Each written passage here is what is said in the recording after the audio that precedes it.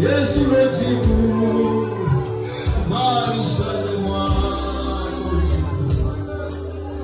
Leo siku inanishuhudia ya kwamba umaskini umegusa watu katika kanisa. Ni umaskini usioisha kabisa, ni umaskini ambao umekataa kukoma, ni umaskini usio wa kawaida. Ndipo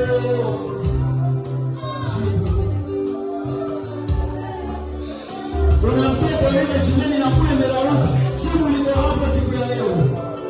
Wengine wetu tumesoma na ngozi imeraruka, tumetembea kwa bila viatu ukienda shule, lakini watoto wako wanateseka na mario.